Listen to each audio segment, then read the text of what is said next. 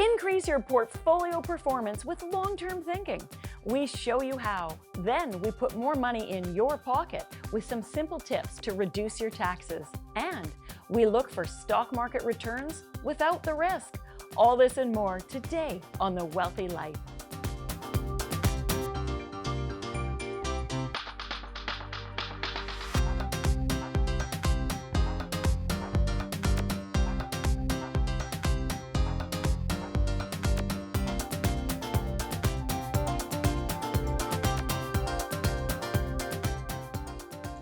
Welcome to The Wealthy Life. Long-term thinking can lead to increased portfolio performance. And with us today is investment strategist Nadeem Kassam to show us how. Nadeem, welcome to the show. Thank you for having me. So how do we increase performance? What's the secret? Oh, there isn't really a secret per se, but the key thing is to stay invested. Think long-term, avoid the trading and the timing in the market. Okay, that's easier said than done though, right? Because we're all human and our emotions get in the way. So when things are really good, we want to buy, and when things are down, we want to sell. But that's the wrong thing to do. That definitely is the right mindset, if you will. But I think the way investors need to approach this is to have a very strong asset allocation strategy. And the key thing when it comes to asset allocation is to think about your objectives and where you want, what your goals are essentially. Okay, so let's talk about what asset allocation means. So asset allocation means splitting up an investor's portfolio into different asset categories. Some of the more common asset categories includes equities, bonds, cash. Some of the less traditional ones include real estate, commodities, as well as alternative investments. Okay, and then even within a stock asset class, you might have Canadian, US, international, small cap, large cap. It could probably get a little bit confusing, can't it? That's exactly it, right? So within asset categories, it's important to be diversified. And that tends to be what the mainstream media tends to focus on. Do I have enough small cap, large cap? Do I have value stocks, growth stocks? But asset allocation, if we take a 10,000-foot view of it, really involves looking at different asset categories, such as equities, bonds, commodities, and some of the others that I mentioned. Okay. The key goal here, though, is that with asset allocation, different assets essentially move differently during different similar times within the market. Okay, so if you've got a properly diversified portfolio with different asset classes, you shouldn't have to be buying and selling. That's exactly it. So because of the way these asset classes perform at similar times in the market, they tend to smooth out the return and risk profile of a given portfolio for an investor. And so what it does is it reduces the volatility in the portfolio, but still willing to or able to reach a person's return goals. Okay, so when I mentioned earlier about you shouldn't have to start selling and buying and selling things, I was meaning as a portfolio as a whole, and I think that's probably where you were going as well. But within each asset class, so let's say I've allocated 50% of my portfolio to equities or stocks. Within that component, I'm going to be buying and selling different stocks, will I not? That's exactly it. So within the equity bucket, you could definitely identify stocks that are a better fit for a person's risk return objectives. And so you will be augmenting that mix and changing the names that you own in the portfolio as it relates to that asset class. But if you take a step further, it's the mix to these different asset categories that really improves the risk and reward proposition for an investor. Okay, so explain a little bit further how that works. So for example, because of the way different asset categories behave throughout the cycle, when let's say equities is potentially performing well, bonds could be performing weaker. So by combining the two asset categories, what you get is a smooth out return stream. So I'll give you an example. Yeah. It reduces the volatility, exactly. So if we go back to the 1930s, the historical return for equities as a whole, as an asset class, has been around 10% annually. And this compares to about a 5% rate of return for bonds as an asset class. However, equities have generated volatility or a risk profile that has been 2 to 3 times that of bonds. So a little bit bumpier ride. Exactly. But by combining these two asset classes and using a common asset allocation mix, such as 60% 60% to equities and 40% to bonds, an investor could have achieved over the same time frame a similar return stream as that of a 100% equity portfolio, but at half the volatility. Wow. And I think about if I'm going to allocate 60% to stock, 40% to bonds, if stocks do better, should I be selling some stocks when they're up to realign my asset mix? Yes, and so I think that that's a valid question, and that really comes down to a person's risk tolerance as well as their time horizon. What is their objectives as it relates to these two elements? And so at times that would require an investor to augment that mix. So let's say equities perform really well relative to bonds. Now their mix is, let's say, 70-30 from an initial 60-40 mix. Well, that would potentially require them to rebalance. But again, this is the asset allocation mix tends to evolve over time and as individuals move through the various cycles within their life. Right. If you're into retirement, pulling out an income stream, and you maybe don't have as many years ahead of you, you might want to go a bit more conservative versus if you're young and you've got 50 years before you retire, maybe go a bit more aggressive. That's exactly it. And this, again, comes down to the two key fundamental components of determining a strong asset allocation strategy, which is risk tolerance and time horizon. So like you said, if you're planning and saving for retirement, which is 20 years out, well, you have a lot of time to recover from a potential market swing or sell-off. And so the secret here is to make sure you have the right asset allocation, and that will increase your performance and lower your volatility over time. That's exactly it. Nadeem, thanks for being with us today. My pleasure. And up next, top tax tips to put more money in your pocket.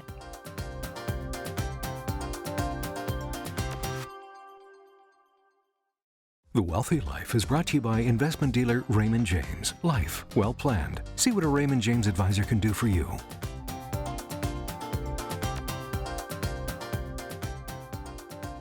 Welcome back. Reducing your tax bill puts more money in your pocket. Joining us today is certified public accountant Minna Huang to share some simple tips to reduce your taxes. Minna, welcome to the show.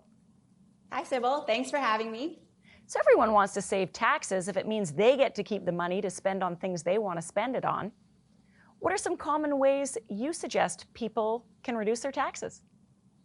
Well, a big tip for me is to make use of your RSP, your Registered Retirement Savings Plan, as well as your TFSA, your tax-free savings account. What's the difference between the two? Good question. So your RSP, as the name implies, is more geared towards your retirement savings. There's a big tax benefit with having an RSP, and that being is that when you contribute to your RSP, you get a tax deduction on your tax return. On the opposite side, though, is that when you pull funds out of your RSP in the future, you'll have to pay tax on those funds. But the good thing is that if you pay tax in the future, when say maybe you're retired, you're not working, your income is probably going to be lower, which means you'll probably pay lower tax as well. And along the way, your money will continue to grow tax deferred, and it will compound at a much faster rate because you're not paying taxes on that every year along the way, are you? Correct. That's a great benefit of the RSP. For the TFSA, it's a little bit different. It is still tax deferred in the sense that the money in your account is growing without having to pay tax on it. But the difference from the RSP is that your TFSA is contributed using after-tax dollars. So this would be income that you've earned and already paid tax on. Then you put that income into your TFSA. The good part, though, as the name implies, tax-free savings account, is that when you pull money out of your TFSA, you don't have to pay tax on it. Oh, I like the sounds of that. Let's talk about really then the tax saving implications of the TFSA. So compared to not putting it into any type of a special account, if I invested $10,000 into a tax-free savings account and I earned a 5% rate of return that year, walk me through how that works.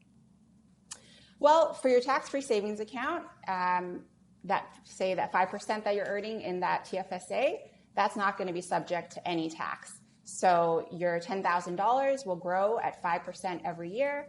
And when you pull that money out, you're not going to have to pay any tax at all. On the flip side, say if you put it into a non-registered account, just a regular investment account, that 5% is going to be taxable to you every year.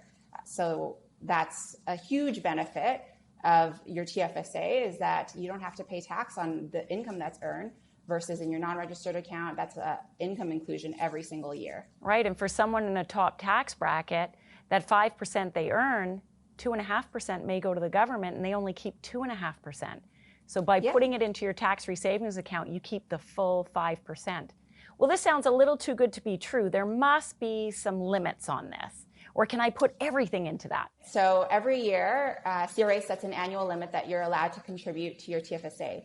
This can change every year. It gets adjusted for inflation, but you can't just throw all your money into TFSA, because that would be too good to be true. Okay, so what happens if you make a mistake? What happens if you put too much money in because you forgot to check what your limit was? So that can cause big issues with CRA. If you put too much money in, CRA will charge you a penalty. The penalty is currently 1% of the amount that you've over-contributed, and that's 1% a month. So it can really add up. That's 12% a year. I might not make that much money in terms of rate of return on my portfolio. So the government would make more money than I would. Yes, you'd be losing money. So is there a way to unwind it? Like, people must make mistakes. What do you do if you catch yourself in that situation? Yeah, it happens. We deal with it all the time. People do make mistakes. So the best thing is probably to just pull it out as soon as you notice that there's an issue, to prevent that 1% penalty from occurring each month. You can also speak with your financial advisor as well as your accountant, and they can help you. Sometimes, CRA says, you made a mistake, it's okay, we can let you go. But if it's been occurring multiple times, maybe over multiple years, there would be some paperwork to file with CRA as well as the penalty to pay. I don't think they let things go too loosely.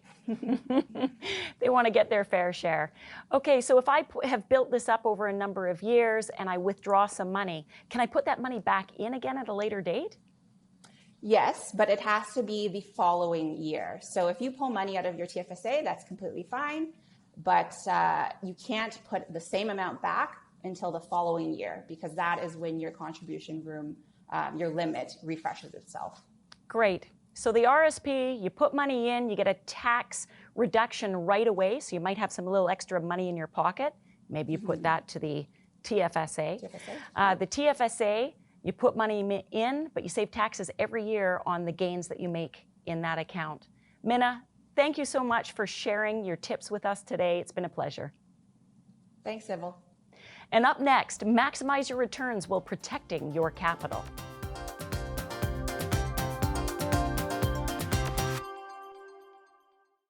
The Wealthy Life is brought to you by investment dealer Raymond James. Life well planned. See what a Raymond James advisor can do for you.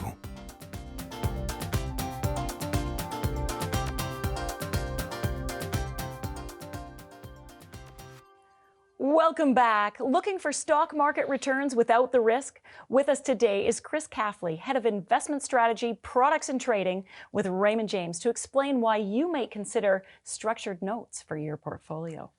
Chris, welcome to the show. Thank you for having me here, Sybil. I appreciate it. Now, structured notes, what is that?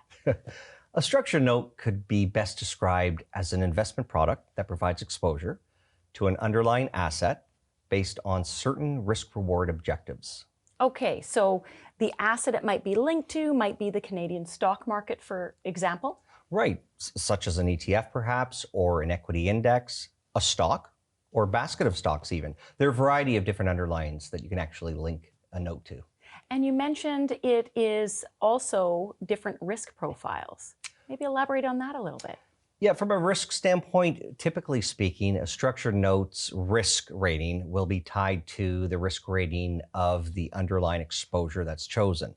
So if, for example, you had the TSX 60 index ranked as medium risk, well then the note in theory would be medium risk too. But it's not that simple. There's a lot more that goes into risk ratings, and it does vary by firm to firm. Right. So maybe walk us through an example of how a structured note works. So structured notes come in various shapes and sizes with varying degrees of downside protection and a variety of return profiles. There's two types of structured notes. There's your principal protected note and your principal at risk note.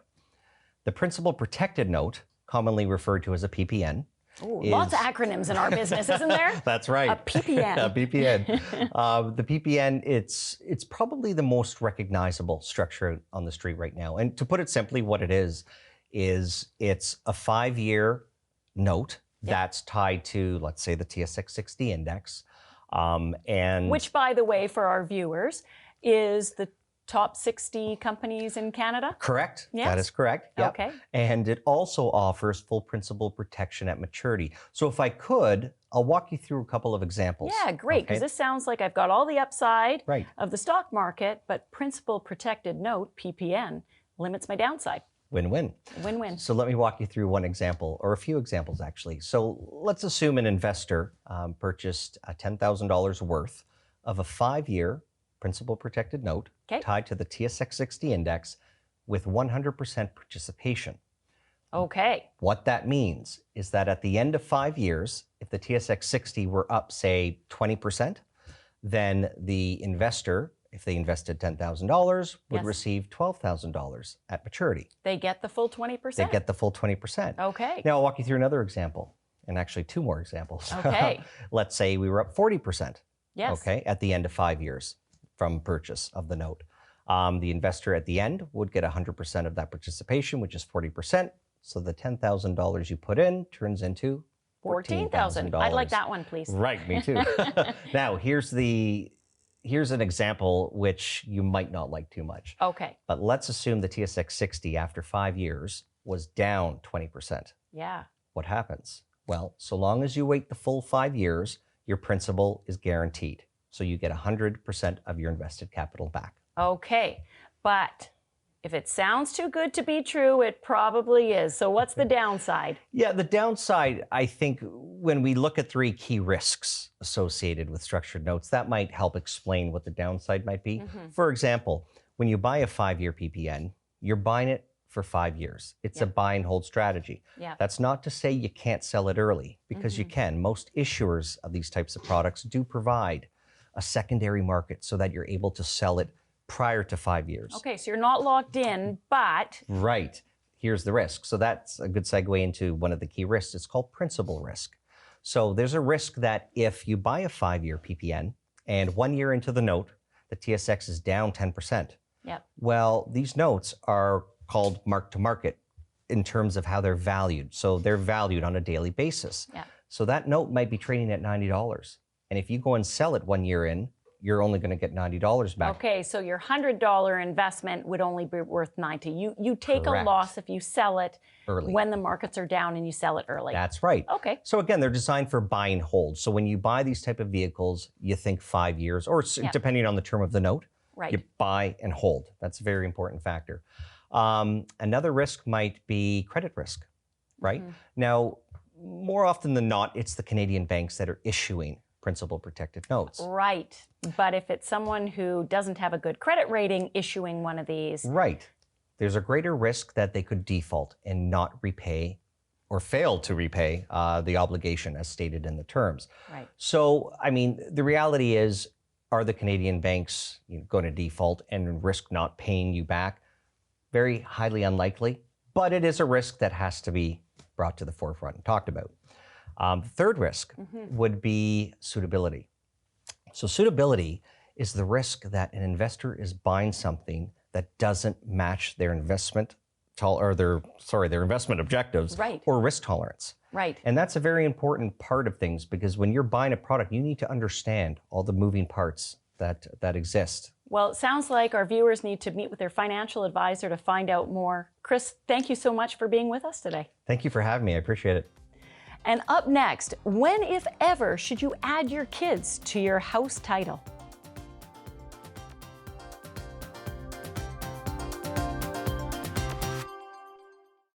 The Wealthy Life is brought to you by investment dealer Raymond James. Life well planned. See what a Raymond James advisor can do for you.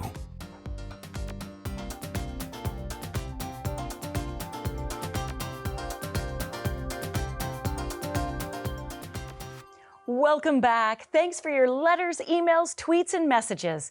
Today's question is from Amrit. Dear Sybil, I would like to leave my house to my 3 kids when I pass away. Should I add them to the title of my house now to avoid probate fees at death?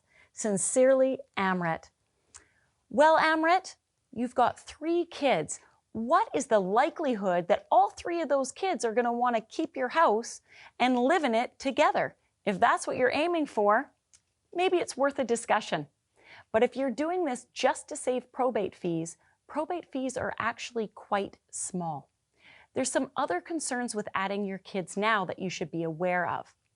First of all, by adding their name to your title, if those kids already own another property, your home becomes a second property ownership for them. And that percentage of your existing house that you're allocating to your kids may trigger some capital gains tax when they sell, because it is a second property and not eligible for the primary residence tax exemption. The other thing to consider is creditors. If any of your kids get into financial trouble, get sued, and someone's coming after to collect from them, they'll go after all assets, including your house, because their name is on title. So you wouldn't want to be forced out of your own home while you're alive. Another consideration is if your kids are married and go through a marriage breakup. Do you want an ex-spouse of one of your kids to get a piece of your house? Probably not. So these are a few things to think about, and of course, be sure to review this with your accountant and your lawyer before proceeding. And that wraps up this edition of The Wealthy Life, helping you make smart financial decisions. Join the Wealthy Life Club and you'll gain access to everything you need to live your version of the wealthy life.